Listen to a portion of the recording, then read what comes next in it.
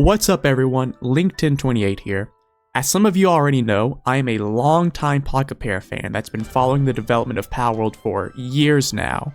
It all started April 4th, 2022 when I first watched one of my favorite streamers, Joel, react to the first and second Palworld trailer.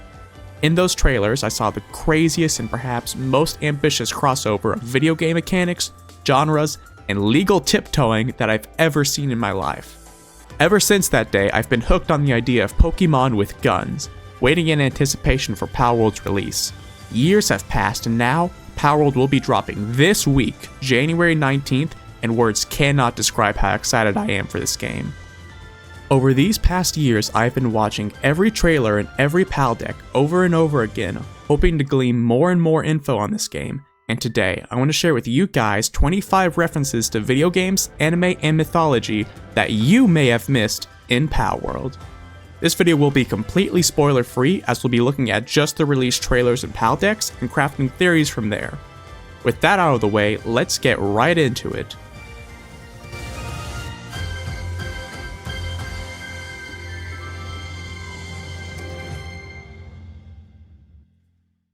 Let's start with the franchise that I hold most dear to my heart. Chikipi, number 31 in the Paldeck series, is believed by many to be a reference to the Legend of Zelda series. Cuckoos, in the Legend of Zelda series, are famously known to swarm the player when attacked, as a punishment for Link harassing what are otherwise defenseless livestock. Chikipi is behaviorally similar to these cuckoos, as they seem to swarm the player in large numbers and peck at them aggressively. As for their design, I think if you compare Chikipi to one of the cuckoos from one of the more cartoonishly styled Legend of Zelda games, like A Link Between Worlds, you'll find that you can't deny the similarities. It does make me wonder if there's some kind of punishment set up if you hunt too many Chikipis at once. The next reference on our list involves Palworld's skill fruit mechanic. Introduced in the How to Raise the Strongest Pals video, skill fruits allow pals to learn abilities that they would otherwise never be able to learn. Any One Piece fan would know where this is going. These skill fruits are similar in both form and function to the devil fruits from One Piece, which gives special powers to whoever consumes one. Both skill fruits and devil fruits have pretty much the same stem, and while a fruit like the Gomu Gomu no Mi wasn't featured in this trailer, I fully expect to see one with a similar design in Palworld's full release. This next reference is the one you've all been waiting for. This faction leader, who is currently unnamed, bears a striking resemblance to the strongest Jujutsu sorcerer of our time, and source of brain rot all across the face of the internet, Gojo Satoru. They have the exact same blindfold and trench coat, and both seem to carry themselves in a carefree and cocky manner. The one and only difference you can see between these two characters is their hair, as the Palworld faction leader has only half white hair compared to Gojo's white hair. This is pretty much the one and only thing that stops these two characters from being one and the same.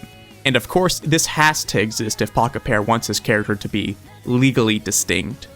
And if you ask me, this faction leader here looks pretty strong.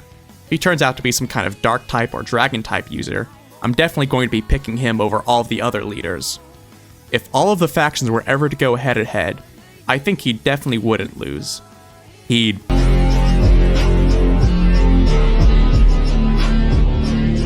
Let's get back to talking about the pals for the next reference. Floppy, from paldeck number 37, is a grass-type pal that seems to be attracted to areas with lots of flowers and also suffers from hay fever? Regardless, many keen-eyed viewers have noticed that this pal shares a similar appearance to Flopmon or Terriermon, two Digimon from the Digimon franchise that are twins of each other. Some can't agree which of the two Digimon Floppy is a parody of. However, if you simply combine the pink parts of Lopmon with the white parts of Terriermon, you'll get something that looks a lot like Floppy. So it's best to say that Floppy is a fusion of the two Digimon rather than either of them, which makes a pretty clever Digimon reference if you ask me. I expect a couple of y'all to have missed this next reference. Shown as early as the second trailer, you can find these large transparent box or cage structures that players can construct and store their pals in. I personally have never seen these kinds of structures used as a means to store large quantities of cute creatures before, with one exception. In Slime Rancher, a similar structure called a corral is used to store large quantities of the slimes that you capture and use as part of the main feature of that game. As for Palworld, I can only imagine what the purpose of these corrals would be, since you could always just keep your pals locked up in the sphere you used to capture them in. I would always imagine pal storage to be a bit more like a ball pit, but perhaps pals prefer to be kept outside of their sphere rather than inside. One can only imagine what it's like to be locked up in there. Now, Pokemon. If I were to cover every last Pokemon reference that you can find in all of the Palworld's trailers and paldecks, this video would be more of a 75 references that you already know about in Palworld, and that wouldn't really make a good video. However, I will be making a small exception just to have an excuse to talk about my top 5 favorite pals in Palworld. With that out of the way, the first pal that I want to talk about is Lamball. Lamball is a legally distinct Wooloo. That's all it is, and I love him for that. Storytime. The last time I played a Pokemon game in my childhood was Gen 5, with Pokemon White. Since then, I haven't really been much of a Pokemon fan, and I didn't keep up with what was going on in the newer releases. But when I got into college, I made a group of friends who are all Pokemon fans, and they dragged me into a full playthrough of Pokemon Sword and Shield, which were the newest releases at that time. They sort of forced me to pick a favorite Pokemon from that game, and as a sort of ironic answer, I said it was Wooloo, all the while mocking its unoriginal design. I caught one from the route at the beginning of the game and started using it, all the while under the watchful eye of my friends. I kept it in my party for a while, since there wasn't anything else to catch yet, and I took it with me to my first Pokemon camp. From there, I started watching the little guy walk around for a while, and bit by bit it started to feel like a real pet.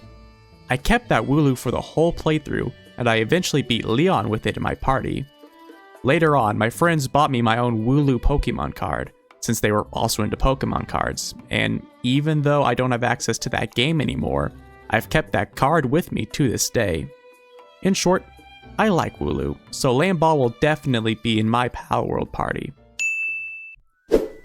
And, as I just stated, the last Pokemon game that I played in my childhood was Pokemon White, which featured Zekrom as the box cover legendary. White was probably the Pokemon game that I've played the most, as I spent a lot of time doing the post-game content, trying to catch all of the legendaries and explore all of the hidden locations. And, for whatever reason, I thought Shadowbeak looked a lot like Zekrom. The more and more I look at it, the less and less they share a resemblance. However, for whatever reason, it was my first impression, and I just have not been able to get that out of my mind since. We did see Shadowbeak use an electric-type attack in its paldeck entry, so maybe I'll have the freedom to build a Shadowbeak that's just like Zekrom. Who knows? The next pal is something of a triple threat when it comes to references. Anubis is a pal that's appealing to me primarily because it's a name familiar to us longtime Pocketpair fans. He's actually one of the handful of important NPCs in Pocketpair's first open-world RPG, Craftopia. In Craftopia, Anubis serves as the overworked servant of Krail, who allows for the Craftopian to increase their stats using slates of Anubis. You can even fight him in Hell as a sort of secret boss. Anubis, also more simply put, is the ancient Egyptian god of the dead, who is credited with the invention of embalming, the practice ancient Egyptians used to prepare their dead for the afterlife, and also the same process used for making their ever-famous mummies. Also, Lucario. I'll be generous and not add that one to the counter. This next pal is one that looks like an absolute must for any party, and that's Jet Dragon. Shown off in Pal Deck number 50, as well as many of the trailers, Jet Dragon has a couple of appealing traits. One of those traits is transportation. Jet Dragon is capable of flying and moving the player all across the Palworld map. There doesn't seem to be any other form of flying vehicles based off of the trailers, so a pal that can fly would be an absolute must for exploration. It's also a dragon-type pal, which in Pokemon is regarded as a pretty strong type, resisting a lot of elements without having too many weaknesses. Until they added Fairy-type.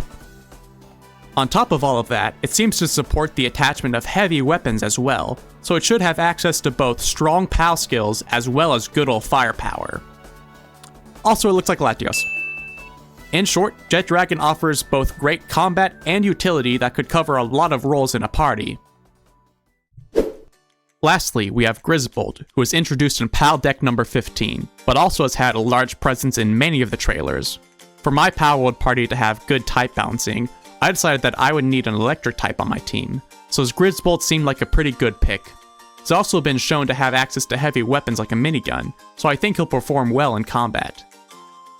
Grisbold also does serve as another reference, as many people have seen a bit of a resemblance between Grisbold and Totoro, who is one of the major characters of My Neighbor Totoro, a Studio Ghibli film. However, as part of its electric nature, Grisbold sports yellow fur and has a lightning bolt imprinted on its stomach, which makes some also compare it to Electivire. Let's just count the Miyazaki reference for this one, and move on for my little self-indulgent segment. Going back to our standard set of references now, this one can be found exclusively in the first trailer, all the way back from 2021. In it, a POW, which I don't believe we've ever seen again since, can be found sliding along the ground as if it just came to a sudden stop from high speed. This reference is a well understood one that's almost its own sort of phenomena, known as the Akira slide. A call back to the 1988 film Akira by Koji Morimoto, the Akira slide is defined by a signature perspective, the dust trails formed by the subject, as well as a crackle of lightning, though one isn't present in this instance. An Akira slide can actually be found in one of Craftopia's trailers as well, and is also just an in-game mechanic for braking. The next couple of references are also from this first trailer, and they're all Craftopia references. One of which is this cave where Digtoys can be seen mining, which is the exact same cave format that some of the dungeons took the form of in Legacy Craftopia. You'll also find that these pals... Okay, no, that is literally just a cow. Either way, these guys are harvesting wheat from the exact same farming plots that are still used today in Craftopia. You also find that these houses are houses that you could recreate one-to-one in Craftopia. In fact, I can tell you right now that that right there is medieval doorframe B. The last similarity, and I believe the most interesting one, is this outfit shown to be worn by some other character, likely a multiplayer partner. This outfit is again from Craftopia, but the situation is a little bit different. This outfit is known in-game as the Winter Fur Coat and was added into Craftopia as part of the Sherbert Iceberg update, which came out on the 21st of August last year, almost 2 years after this trailer was released. What's even more interesting than this outfit is the person who's wearing it. While this one side character's face is never visible, based off of their hair and what we know about their outfit, this very much so could be the Craftopian herself, the officially recognized design of the protagonist of Craftopia. I hope that if nothing else, this hairstyle is available in Palworld. That way I could have the option of recreating the Craftopian if I ever wanted to. However, all of these Craftopia assets found exclusively in this early trailer have been officially stated to only be used for the sake of a proof of concept, so we likely won't be seeing these reused assets in Palworld. However, there are still many more reused Craftopia assets that we can find in more recent trailers. Going back to the How to Raise the Strongest Pals video, we can find that when the protagonist opens their inventory, one of the handful of items inside is a glider, which is a recolor of the Legacy Craftopia glider. This one here is blue, while in Craftopia, green and yellow versions were both available. There is another asset hidden exclusively in Pocketpair's YouTube shorts that I bet a lot of you guys missed. In the video, It's Not Scary If We Shoot Together, you can see a crashed rocket in the background, one that looks like a modern spaceship. This is yet again the exact same rocket as the prototype rocket, an item that you can craft and use in Craftopia, that mechanically really does nothing. Perhaps being half buried in the ground is a bit of a glow-up for this guy. Now, as we can see, Palworld may have some Craftopia assets in it, which may bother some people. As for me, I see this as a complete non-issue, and in fact, I want to see more. Specifically, I want Pocketpair to add a Mono into Palworld. It already looks just like a Pokemon, it's pretty much used as Craftopia's unofficial mascot, and we know that the devs love the little guy. He would make a great pal and could be the perfect Craftopia Easter egg to have in the official full release of Palworld. Alright. I'll stop harassing everyone about Craftopia now.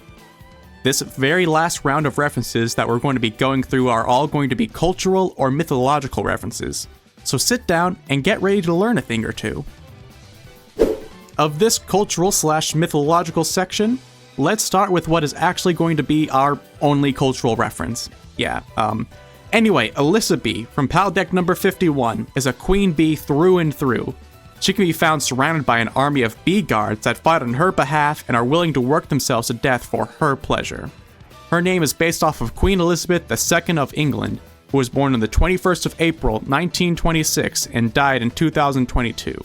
She had the longest reign of any British monarch in history, at a total of 70 years. This also puts her in second place for longest reign in recorded history. Surely, this pal couldn't derive their name from a more perfect queen than her. This next reference on our list is also our second ancient Egyptian reference. Mao, number 41 in the paldeck series, couldn't look more Egyptian if it tried to. It's as if a hieroglyph came off of a wall of a pyramid and started to walk around. However, the specific reference has more to do with its name than its design.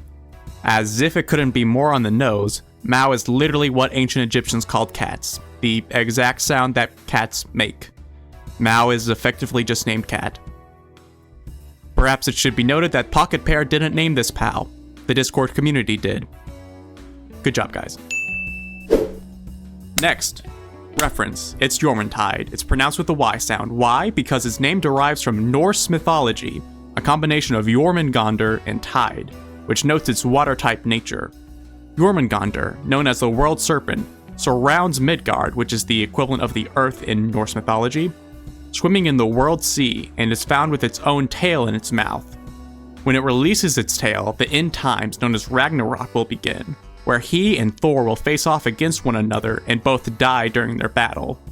As you can see, its Palworld iteration is never seen with its tail in its mouth. I guess that means we're already there, which would honestly explain a lot of what's going in the world right now. That would also explain the presence of this next Norse pal, Ragnahawk. Ragnahawk hasn't received a paldeck, but was first introduced to the community in a Name This Pal event. While little is known about this pal, its namesake provides another reference to the final battle of the gods. If we had to connect this to some creature in Norse mythology, our best bet would be Hreysvelgr, who is a giant, or Jotun, who takes the form of an eagle. I also don't understand how that works either, but he is considered to be the originator of all wind, which would make him a pretty important figure in the lives of the Vikings. Next up is Eikdundir, which I don't expect anyone to pronounce right, including myself, is another Norse-inspired pal who featured in paldeck number 14. This pal's name comes from the Norse Eikdunir, which is a deer that stands on the roof of Valhalla. It is said that from his giant horns drips everlasting water, which is where all of the rivers of the world flow from. This is actually represented really well in Eikdundir's design. The tips of all of his horns are blue, which would represent where the everlasting water flows from. This is an amazing attention to detail from the devs, and I can only imagine that the Palworld team must all be big Norse mythology nerds. Our final and most recent mythological pal comes from paldeck number 54, Kitsune. This pal takes the form of a fox and is quite obviously a reference to the most famous of all yokai, a kitsune. Kitsune are characterized by their trickster nature and are known to be able to change form to disguise themselves. However, Kitsune is not just a reference to Kitsune. When captured, the short paldecks entry states that Kitsune will hide in a cave when scared, which is also a reference to the kami Amaterasu, the sun goddess, regarded as the most important deity in Shintoism, who once hid themselves in a cave after a certain unpleasant interaction with her brother, Susanoo. This act plunged the world into darkness, and it took the combined effort of multiple gods to lure Amaterasu out of her cave. This reference is solidified when you take into consideration the name once again, as cutting the E off of Kitsune is 100% intentional. That way, the second half of the pal's name makes the word sun, linking them back to the sun goddess, and would also explain its fire typing. And that concludes 25 references you may have missed in Palworld. I'm sure there are plenty of references that I've yet to mention in this video, so let me guys know if you want to see a part 2. It'll be a lot easier for me to find these references whenever I actually, get to play the game. I'm certain that there will be enough to make this a long-term, ongoing series as we follow the development of Palworld for years to come.